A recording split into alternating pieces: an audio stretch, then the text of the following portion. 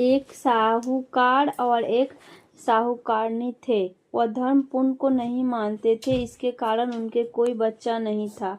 एक दिन साहूकारनी पड़ोसी के घर गई। उस दिन सकट चौथ था। वहाँ पड़ोसन सकट चौथ की पूजा करके कहानी सुन रही थी। साहूकारनी ने पड़ोसन से पूछा, तुम क्या कर रही हो? तब पड़ोसन बोली, आज चौथ का व्रत है, इसलिए कहानी सुन रही हूँ। तब साहूकारनी बोली, चौथ के व्रत करने से क्या होता है?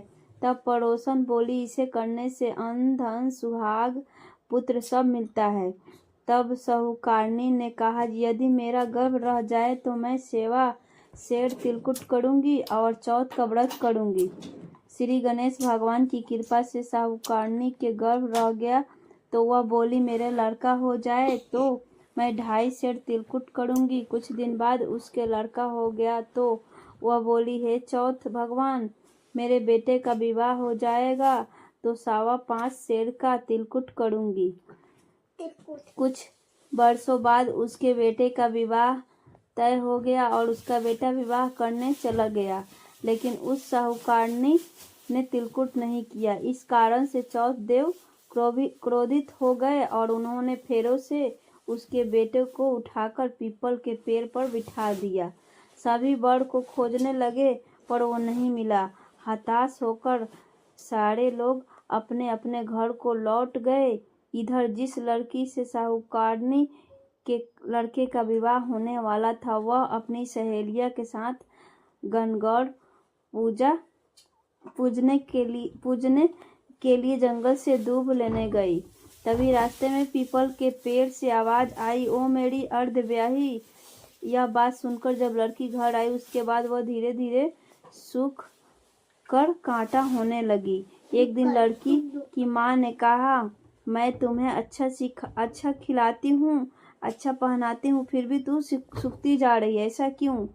तब लड़की अपनी माँ से बोली, वह जब भी दूब लेने जंगल जाती है तो पीपल के पेड़ से एक आदमी बोलता है कि वो मेरी अर्धब्याही।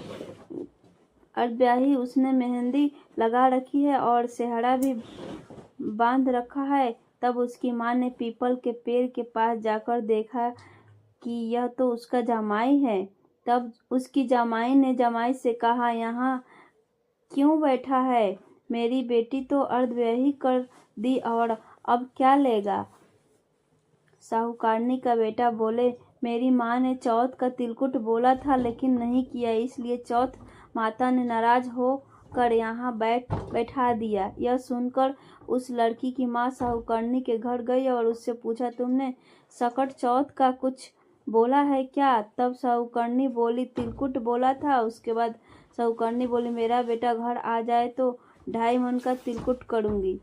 इससे श्री गणेश भगवान प्रसन्न हो गए और उसके बेटों को फेरों में लाकर बैठा दिया।